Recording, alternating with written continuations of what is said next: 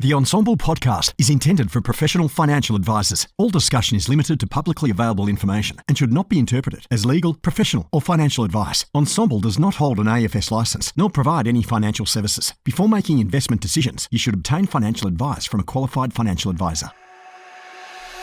Hello, my name's James Wrigley. I'm a financial advisor and one of the principals of Melbourne-based financial planning firm First Financial. I've been a long-term listener and contributor to the Ensemble group and podcast, picking up some amazing nuggets of gold over the years. And through this podcast and the people that I'm able to speak to and interview, hopefully I can continue to deliver some of those nuggets of gold to you.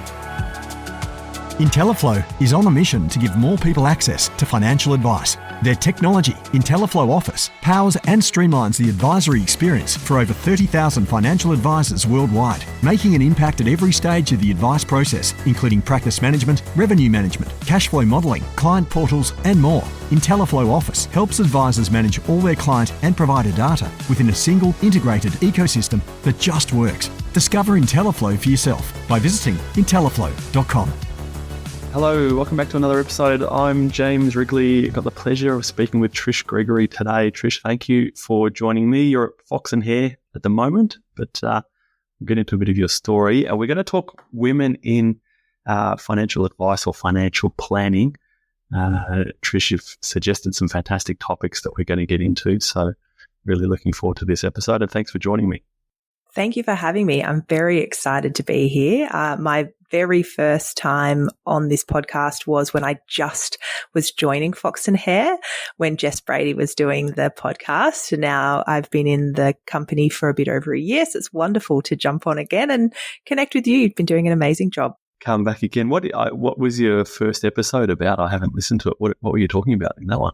Probably similar things. I can't even remember. It's a lot of what I talk about is women in financial advice. Yeah. So look, let's, we tend to start all of these. We're going to get into a range of different topics: income gap, parental leave, a lot of other things, which we'll get to in a minute. But we tend to always start these chats with kind of, tell me a bit about your story. So you're at Fox Hare now, so a little bit over a year. Is that how long you've been there for? Correct. So I started in April last year, 1st of April, and I was really hopeful that, despite it being the 1st of April, that it wasn't a joke and the contract really was coming through and but yeah, fun time to start. So it's been, what's that now?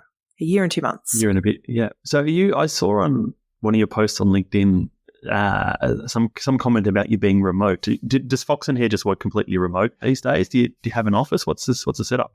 Absolutely. So we all work completely remote. So I live in Canberra.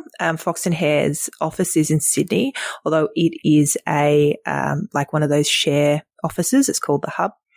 Sure. So we meet there as a team once a month to get together, spend some time together in person.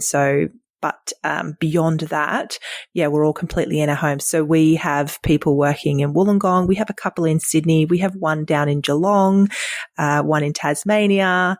So people are everywhere. And really interestingly, the way that works is that when the business was started up and staff started coming on, there was very intentional making sure that the online culture was supported and kept going intentionally, rather than sort of saying, oh, we need culture, but not doing anything about it. And that really shines through in the fact that we all really like each other. We also connect really well online. We also have a team over in Cebu. So I did only talk about the Australian team. We have a team of 6 in Cebu in the Philippines as well. That's an interesting. I'm sure others are doing it, but so the business that I work in is more of a traditional. We've got an office in Collins Street in Melbourne, and we're kind of doing this half working from home, half working from the office thing. But for those businesses that have gone 100% remote, how do you kind of keep everyone together? And so you're doing this once a month. Everyone comes together. So the person that lives in Geelong, they make their way to the airport, they fly up to Sydney for the day. Is that that's what happens? Correct. That's right. And so we all fly in for the day. I'll often stay for a couple of days. I have a cousin that I stay with down in Bondi, so I get to have really lovely morning walks when I'm in Sydney. And yeah, we all get there to make sure that we're connecting. And when we connect, we tend to do a bit less work because obviously this is our time to chat in person. We usually have an activity, so most people will stay overnight. We've done things like axe throwing. We went on a little yacht. We did pole dancing. We have done like bar trivia in a pub. So it's always something different and interesting that we do as a team to connect.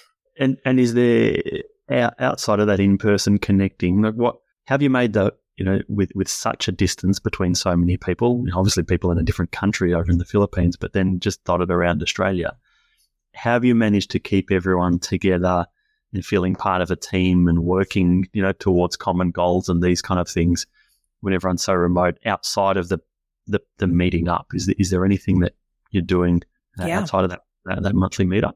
Absolutely. So most days of the week, we have a 15-minute catch up at the end of every day. Okay. And it rotates with who is going to talk about themselves. So we have a couple of questions, prompting questions so that you talk about what's going on with you. It can be personal, it can be business. It's sort of what things have you done really well? What are you proud of? And so everyone cycles through that. So we see each other every day as long as obviously you can attend the meeting. Sometimes people can't. On top of that, we all have Microsoft Teams, and instead of writing messages, we'll often just call each other where it works. And so we're very regularly on the digital video with each other. There's heaps of emojis. There's heaps of GIFs. There's all that sort of thing. Like the oldest person in our business is 41. The youngest just turned 20. Yep. So we're a young group. Very different demographics to a lot of other financial advice businesses, which maybe leads into prior to Fox and Hare. Can you maybe give us a bit of a recap of your time in financial advice prior to joining Fox and Hare? Yeah, sure. So I've been an advisor for 6.5 years now, and the first organization I joined was actually a single planner practice. I learned a lot, but I wasn't there for a very long time, but it was my first experience. I literally just jumped straight in. So, really brief background. I was a stay-at-home parent for 4.5 years. My partner was in the military, so I followed him around Australia. And then when he became injured, we swapped roles. So he became the stay-at-home parent and I became the working parent, and decided to jump into financial advice. Became an advisor 5 months after joining the company. So very, very quick, no experience beyond loving talking about finance. I've worked for 2 firms since that first one. So in total 4 firms. So it feels like a lot. And in that time, I've actually had 14 months of parental leave with child number 3 as well. What we have at Fox and Hare is so different to what I've experienced in other financial advice firms, which have been bigger. Mainly because there's a real sense of we need to make sure that everyone feels really good to do their jobs really well. Yep. I could go a million ways with that, but why don't you ask me a question? How is Fox and Hare making you feel really good so that you're then really good at your job? Yeah. What can others do in their businesses to make their advisors and everyone else that works in their business feel really good too? Good question. True, because that's the point of this. We're all learning. So let me give you some practical examples. Number one is I love getting gifts. And so the first year at Fox and Hare, I was receiving gifts for things. So I passed my CFP exam. The next day, champagne and chocolates and a letter were on my doorstep. Yes. Which is a bit extraordinary. I receive gifts for my birthday, and everyone loves getting surprise gifts, those sorts of things. And so that's kind of number one. Number two is our values align. So Fox and Hare is very big on equality, support, the environment, and that's kind of me as well. Like at home, I am always trying to think of ways that I can do better. I have 3 children. I have a husband. Like it's a challenge to do better. But at the moment, like we have chickens, we have gardens, we have bees. We're growing our own food. I do try to pick up litter when I, wander down the street. So the values align for me with the company. Other things are like, so almost 12 months ago, more than 12 months ago, I think, Fox Hare became a certified B Corp. And again, that's the values alignment. So I remember my very first time meeting Jess and Glenn in person, and Jess has now exited the company to work on an amazing new project. When the first time I met them was at a breakfast. And one of the first things Jess said to me was, we've just made a policy where we have 3 months worth of parental leave for anyone who needs to take leave, and we'll pay superannuation guarantee for up to 12 months if that person takes unpaid leave on top of that. Now, having come from some previous firms where parental leave either doesn't exist or feels woefully inadequate, I hugged Jess and I was like, that is amazing. I love that. I am having no more children. I will not take advantage of this. But I absolutely love that as a very small company, they said we need to get policy in place that if someone is having a baby, that they don't feel really stressed to have to come back to work really soon.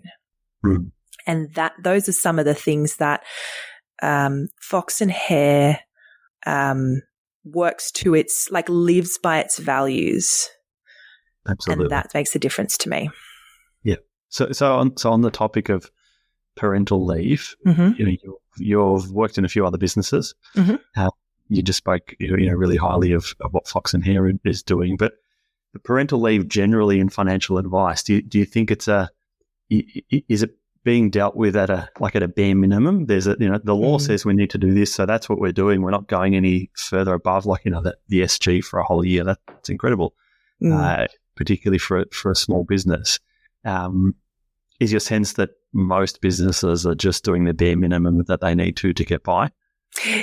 Look, I haven't looked in a lot of businesses, but I would argue that businesses that are run by, let's call it out, straight white men, probably don't think about how important it is for a woman, or even like the partner, not the person who's carrying the baby, to actually have that time.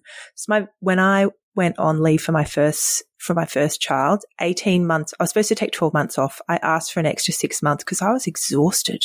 Yep. I was not having fun and I could not cope. And to think that I might have had to go back to work after 6 weeks or 3 months would have been I wouldn't have been a functioning member of the team. And I would say that because it is a male-dominated industry, I think we have 19 or 20% of women financial planners are women. Therefore, there are not as many who are bosses. It really isn't something that is looked at closely enough. And I wonder whether people look at it as, well, this is going to be a cost to our business and we're not going to get a benefit. But the benefit is actually in that your staff are happy. They feel comfortable taking time off. They're not stressed about having to figure out how to stay at home with their baby. And then they're going to come back early and their brains are probably going to be shot. Like, some people might be fine, but I was not. And a lot of people will not be. It's an extraordinary thing to have to go through. So, I'm happy that the government is now doing, I think it's 26 weeks of parental leave, which is amazing. And I really still want to see superannuation guarantee for 12 months for primary carers, predominantly women. One of the other things I wanted to point out while we have this platform is the CPD legislation doesn't actually have any leeway for going on extended leave, including carers leave or parental leave. You still have to do your 40 hours of CPD. I was not aware. So one of the advisors here will go on maternity leave in 3 months' time, and so does she. And I didn't even know.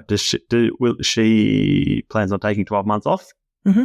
She'll still have to do her 40 hours of CPD for the year that she's not advising. Otherwise, she fails that CPD requirement. Yeah, absolutely. Right. And I'm happy to be proven wrong, but I'm pretty sure I'm right that it's baked into the legislation. Whereas there are lots of others, medical providers, lawyers, accountants. I'm pretty sure I did a research subject on this in my master's. They rely on the industry body. It's not enshrined in law that you have to do CPD, which means then that the industry body says, yes, of course, 12 months parental leave, 2 years parental leave, you don't have to do it. Or you might have to do so many hours over a 5-year period. Yeah. So that's something that we need to work on, because it is just 40 hours. I mean, you can crack out 40 hours at Kaplan, in the middle of the night, while you're sitting up breastfeeding, just do like a little bit of CPD. But that kind of takes us into the next thing I want to talk about, which is microaggressions against women in financial advice. And whilst people might say, well, it's not a big deal, it's just 40 hours of CPD for an entire year while you're on parental leave, it's these tiny little barriers that stop women from being financial advisors, because you just keep adding a brick after a brick after a brick, and eventually they just go, nah. It's all just too hard. How can we make it a better place for women in financial advice? I know that's a big topic, and I don't know how to tackle it, and I certainly don't have the answers. Being a white male in financial advice, how do we do it? Does it start with the likes of Fox and Hare doing some amazing things to be really supportive? Is that where it starts? Is there some pushing to the likes of the financial advice bodies, FAAA and the others? Like, where do we go? How do we make it a more appealing place for women in financial advice? There's so many things we can do. And I had a conversation recently with someone who is trying to be an advisor, and she was telling me what she's currently dealing with in her organization. I just said to her, wow, you're in a toxic place. Like, this shouldn't be your journey. Let's find you a better employer. So part of that is the issues. Like, you have to find the place that fits you, but there are lots of things we can do. For example, the government has recently said that anyone with more than 100 employees has to publish their gender pay gap. So that reporting will start in 2024. I would love every single financial advice firm to have a serious look at their pay and their gender pay gap, and across like same or similar roles, including bonuses, and think really, really critically, are you being totally fair, or do you have unconscious bias about, well, she's not performing as well, even though she might just not be given the opportunities that the male has, because in our brains, I do it too, we go, okay, well, the guy who's 40 or 50 with a beard is more experienced than the woman in her 30s who's like a little bit tubby like me. And that's actually that is research that has been done to show how unconscious bias affects the way that we view people. And so people might think that they're actually being really fair, but in actual fact, if you get someone externally to look at it, or if you critically think, am I being fair, and have a look at the numbers and have a look at the data, you may find that you're not. So I would love to see not just the 100 or more employees publish this, but every single advice firm looks critically at this and making sure that everyone's being given the same opportunities. Yeah. And the same pay. And I think in a lot of businesses there would be a degree of unconscious bias. It's really not until someone external sending and say, well, why is it so? Like as you were talking, the thing that kind of popped into my head is, you spoke about the 50-year-old male or the 30-year-old female. You're looking at it going, well, the female's taken time off work for maternity leave. They haven't worked as an advisor they've been working as an advisor for 5 years, but in that 5 years, they've been in and out and in and out and in and out. And the males worked for 5 years. And so we, as a business, we say, well, the male advisor, because they haven't taken time off, they've progressed in their career, so we should be paying them here. But the females, as much as she's kind of been in and out of the workforce, she's still been working as an advisor for 5 years. And I would imagine that itself creates a degree of gender pay gap that creeps, and whether that should be paid, whether that shouldn't be paid, not until someone stands back and starts to point it out, that then the business needs to start to be making decisions on how they're dealing with all of that. Absolutely. And it comes all the way down for businesses. And I would love for everyone who listens to this to have a look at what their business says. So in your job ads, on your website, in your marketing, the unconscious bias is ginormous. And so if companies say, well, no woman ever applies to us, it may be your culture. It may be your reviews on Glassdoor. It may be the fact that your job ad has words that women will turn away from because they're like, nah, I can sense that this is a bit of a toxic culture, and I'm just not going to even bother applying. Women self-select out a lot more. Or they do end up applying and get a job there, but then all of a sudden 6 months later they've left and they've gone somewhere else, and you're sitting there wondering, well, how come we don't have any female advisors? What are we doing wrong? They're absolutely. They're moving on without necessarily saying it. Yeah, and by contrast, let me tell you how I feel. People are probably going to have to pry me from Fox and Hare. Yeah, like I am not. People say, oh, you should still be looking out. No, I'm not going anywhere unless something radically changes. There is no way you could make me leave, because it's not just about the money. It's also about how you feel emotionally and how it affects your life. And I'm sure that a lot of advisors over the past couple of years have experienced how work affects their life in quite a negative way. And I would really love for more financial advice firms to actually help people feel positive, even when it's really busy. Like, we're not exactly quiet. We're very busy. Yeah. And this is the first time that I've ever spoken to you. We've been speaking for a whole 22 minutes. And I get that sense from you now that you've found your home. As much as it might be in a different state, but you've found your home, and something drastic is going to have to change for you to decide to move on from there. So the recruiters that are always hitting up everyone on LinkedIn, good luck to them. It doesn't sound like you're going anywhere. That's right. And I'm also trying really hard to help the young ones coming through figure out where they can land without having to go through the toxic pathway first to learn. So I am trying to direct people in certain ways so that if you're a place that might find it hard to keep women, it might be that all the women are steering them away from you. That's the... You mentioned a couple of times the young ones. Like, you're not... I wouldn't say you're old. I'm about to hit 40. Okay. I feel I'm the same. The lines on my face would say I'm getting older, and it's when you're talking about the young ones. It's when, and then kind of next bit that I want to talk to you about is like people approaching you. You're talking about steering them in the right direction. How are people coming across you? Are like people reaching out to you through LinkedIn or wherever? Like, are you getting to a point now, and I've noticed it in the last year myself, the young ones, as you put it, kind of coming to me saying, hey, what did you actually study at uni? What was your career path? Like, what have you actually done to get to where you get to? That's when a bit of a light bulb's gone off in my head to say, oh, actually, I'm not one of the young ones anymore, I'm one of the older ones. Is that what you're finding as well?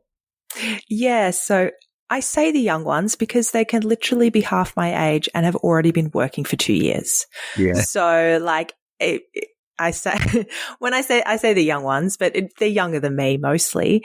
So one of the things that I did, like I try to, with varying degrees of when I'm able to, be on LinkedIn and highlighting issues for women in financial advice, especially. I try to be vocal. I'm at the point in my life where I'm not worried about the backlash anymore, because I know that I have privilege, and I know that I have security. And so I can be a voice for people who are really worried about standing up and therefore losing their job. So when last year I went to the FPA Congress, and I got a scholarship to do that, which was very kind. And one of my former colleagues was part of the emerging professionals cohort. And so she and I have talked about financial advice and women a lot. And so she kept on introducing me to people and saying, you need to talk to Trish. I had a few drunken conversations around people and how much they earn and how they really should be, they are getting ripped off and they should earn more. A few of them have then gone on to change jobs and get more money, which is fantastic. I love that so much. Like, I remember reading that on LinkedIn. Yeah. And that part of that is because of my experience. I know what it is like to be ripped off. My very first employer who you thought you could trust.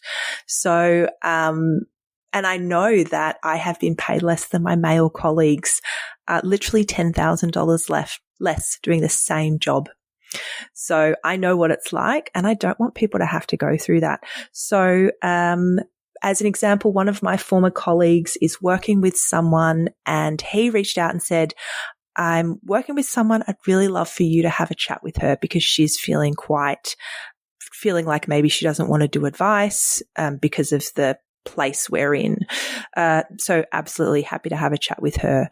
I'm on the FPA mentoring program. So last year I mentored one person. This year I'm mentoring two. So get to have really wonderful conversations with these people around what their plans are, what their goals are, and how I can help them. And just more generally, people tend to reach out to me now. Yeah, it's on LinkedIn. People will connect other people with me because at the moment, I have time to be able to have conversations with people and really talk to them around, well, what are you trying to get out? Is your experience normal? What should you be asking for? Helping people how to ask for more money. And if not, then steering them in the right direction to try and find other places to work. I have a big problem with, I feel like especially a lot of women get taken advantage of earlier in their career. So they come in, they join, there might be a client services officer, a paraplanner, and then their job progression gets stalled much more than men do. So they get delayed, stuck in these roles or stuck in the associate role for longer when they want to be advisors, which is very frustrating because if we don't be open and honest with the people that are progressing through about how long things really take, what salaries you can expect as you progress through, they'll just get frustrated and go somewhere else. Yeah. Someone who promises them something more. And we know that the professional year is slow. It's not really a year. It's more like 18 months, I've heard. What people tend to say. So, which can be so frustrating. You're like, I just want to be an advisor. You mentioned a couple of times there FPA Congress or FAA. Now it's called. You wanted to talk about childcare at conference, and I said, "What are you talking about?" When we were before we pressed to record. Maybe over to you to maybe talk about what the particular thing that you wanted to do, and then I don't know, how do you kind of drum up support? Do you names on a list or something? But talk us through your idea for childcare at conference. Sure. Let me give you the background of why, first of all. So in 2019, my third child, Felix, was born. 2018 he was born. 2019, I really wanted to go to FinCon. I had wanted to go the previous year, but unfortunately I ended up getting pregnant. So I had to cancel that. And I was like, I am determined to go. Thank God I did, because the next year was 2020 and I would not have gone for ages. That's live, isn't it? In America, yeah, exactly.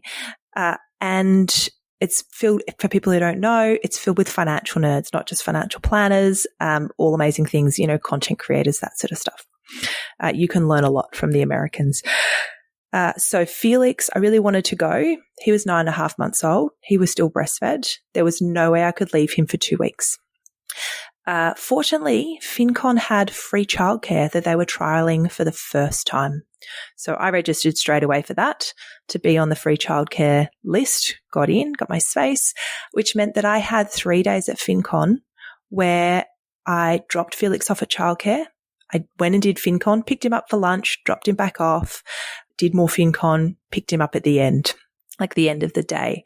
Yeah. So I couldn't go out and party, which was fine because our sleep schedules were so messed up that I ended up just waking up at 1 and 2 a.m. with him, and we went and chatted with all the drunk people down at the who were having a great time coming home. Some of the best conversations I've had, and Good. having a baby is a great in to these like famous podcasters and bloggers. That was amazing. Yeah. And it really helped.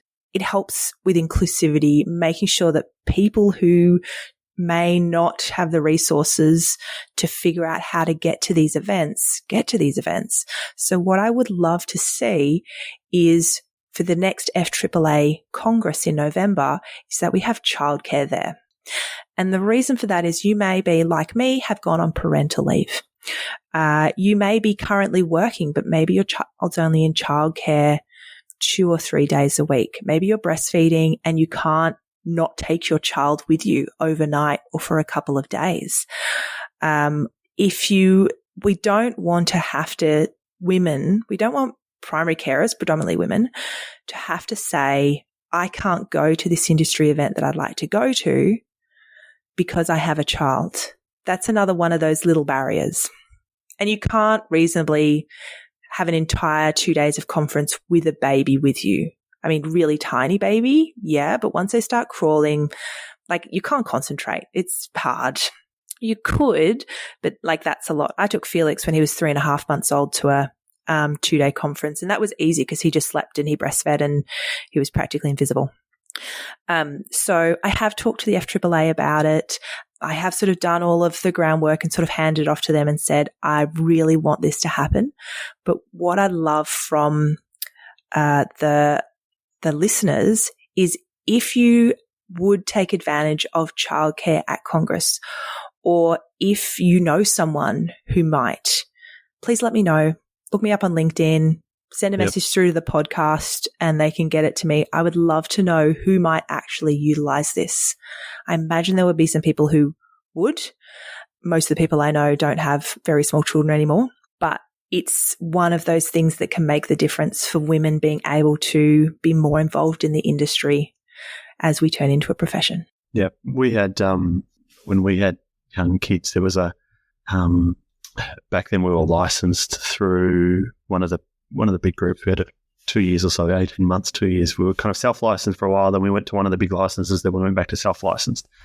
And there was a conference up in the Gold Coast, I think it was. Can't remember where it was. Yeah, the Gold Coast. And we had our first child then, and I was heavily involved in the feeding. So I was doing all of the feeding of a nighttime for him. And for me to not be at home for 2 or 3 days at that conference was just not going to work. So we ended up, my wife and Thomas, my eldest son, the baby back then, he ended up just coming with us. And so I was kind of doing this feeding of a night time, and as he kind of didn't do the partying, but I wasn't interested in doing the partying anyway. That we made it work that way. Obviously not that I wasn't the primary carer, but we made it work at night time that way. That Gabby, my wife, and my son were with us. So. Yep. Yeah. It's you do what you need to do.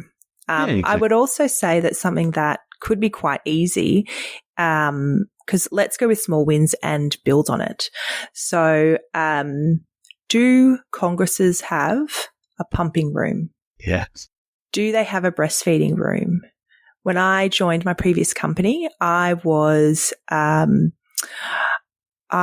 didn't tell them because, again, like there's levels of not shame, but wanting to hide, not wanting to be difficult. I was actually I didn't tell them, and I was just pumping in the disabled bathroom. And then my receptionist found out, and she's like, no, this is not happening. And I said, I kind of had a look at all the rooms, like all the offices, and there's nothing really that suits. And she's like, I'll sort it out. And so she got contractors in. They put like film up in a room, so at least there was a designated, like a nice room that no one could see in. Yeah. And then COVID happened. So I was like, well, not getting much use out of this room. But recently, one of my former colleagues, she said to me, thank you so much for getting that room done. because she's using it all the time now. Fantastic. And if congresses, if industry conferences, so your licensee conferences, all they have to do is say, we have a room for breastfeeding or for pumping if you need, please let us know. Send us an email, talk to this person. If no one uses it, then no one uses it. But if you say that you have it and you have it, then maybe someone won't need to jump that extra hurdle of asking for it. Yep. Now, the last thing that we wanted to tackle was new adult advisors. So you won't be aware, but I just a podcast I recorded last week. I don't think it's come out just yet. Did a podcast with a couple of the associate advisors that work here, and one's done the traditional path of go to university, kind of get into accounting, financial planning, kind of straight after uni, and it's working through being an associate advisor. And one of the other guys that was on the podcast has come to financial advice a little bit later on in life, so it's had to do the studying and so forth. But yeah, let's talk about new adult advisors. The particular challenges for them, like where do you want to start? Well, I imagine the biggest challenge is if you've already had a career, you had a salary, and your family is living off that salary. To then go all the way back to the beginning again, you have to take a significant pay cut. More than you're not going to get paid the same if you've been an accountant for 20 years and then you want to become a financial advisor. Like, your salary is not matching. Same thing with, I met someone who was an optometrist actually, and then is in her professional year now. So that's a real challenge that I don't know whether we've talked about much in the profession, of how do we actually get career changes. So not fresh out of school with, not as many expenses, but people with significant life, probably a mortgage, probably kids. How do we help them to become advisors without taking huge financial damage to their budget? Now, for me, when I became an advisor in sort of my mid-30s, I hadn't been working for hadn't been employed rather, for 4.5 years. But we were on like a very low income. We were claiming from Centrelink when I was first an advisor, but we didn't have stupid high expenses. We did have a mortgage, but it was like outer western suburbs of Melbourne. So it was like a low mortgage than pay maybe middle of Sydney or somewhere like that. So I was fortunate in that regard. But if I had have built up a career and then tried to become a financial advisor, I don't know whether my family could do it now. Sure. I don't have an answer. I just know that we need to be, as a profession, we need to think about how we're going to get these career changes to become professional year people, because they come with a wealth of skill. They already know how to talk to people. They already know how to craft emails, all the things that you kind of need to train people straight out of uni on, oftentimes. They've got the life experience. They just need to know financial advice. What are your thoughts with it? Look, I had a conversation with the son of one of my clients that in his early 30s and young family and mortgage and all the rest of it, this whole career change. He had built up a career in what he was doing, but wanted to get into financial advice. I can't, just because I can't even remember the reason why, but let's just say it was just because he wanted to. Mm-hmm. And yeah, the big part of the conversation that I had with him was that you need to, first thing you need to work out is your family finances. You need to just understand that you're going to go back. You're earning, I don't know, whatever he was earning, north of $100,000 in his career that he'd built up. You're going to go back to being a client service manager, associate advisor, these kind of things. You're going to take a decent pay cut to do it. But if this is something that you want to do, the sooner you do it, the better. Because as you get older, as your existing career continues to grow, you're going to earn more. Your kids are going to get older. They're going to become more expensive. Kids when they're newborn aren't terribly expensive unless you've got big medical costs you're having to deal with. But outside of that, there's not a lot of money is going to be required. And then we're kind of talking through to him exactly to your point. You need to understand that there is going to be this step back for you to then move up. And if it's something that you want to do and you're really successful in it, good luck to you. He then went away and had to kind of just dwell on it and work out, between him and his partner, how could they make it work. The next meeting, I haven't since spoken with him, but I've met with the clients a couple of times since, and I was really happy to hear that not long after, probably 6 or 9 months after I'd had that conversation with him, that he'd decided to move into financial advice and got a job with one of the businesses in Melbourne, in some type of entry level role into financial advice. Yeah, it's the challenge, and I don't know. I don't think we can expect people to come across they're earning $130,000 a year over here doing their job, and then all of a sudden we're going to pay them $130,000 a year for an entry level job. Then you get back to the pay gap, problem before. It's just, I think it's just something that people need to, how do we? There's probably a bit of a. I haven't thought of this through before. I'm kind of just thinking on the spot as we're talking about it. There's probably a means for fast tracking those types of people through, in that there's a whole lot of, as you said, talking to people, crafting emails, all of this type of stuff that you learn in your first few years of having a job out of university, that these people already have that, so that they potentially don't need to spend so much time in those more admin type jobs before they become a financial advisor, or at least start the professional year. Mm-hmm. So maybe you employ them for 3 or 6 months, they pass their probation, you're happy that they're a good person and they're a good fit for the business, and then you kick them off on the professional year straight away, knowing that as you said, it's probably going to take them 18 months anyway to get through the professional year. Yeah, maybe that's the way to do it. Yeah.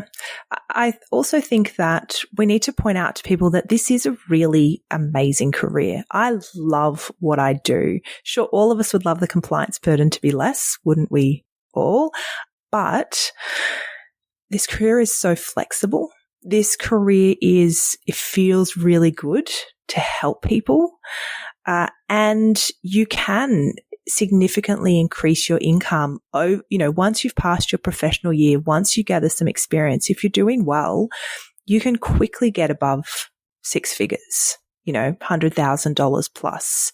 Those are the salaries that are around there these days with a little bit of experience.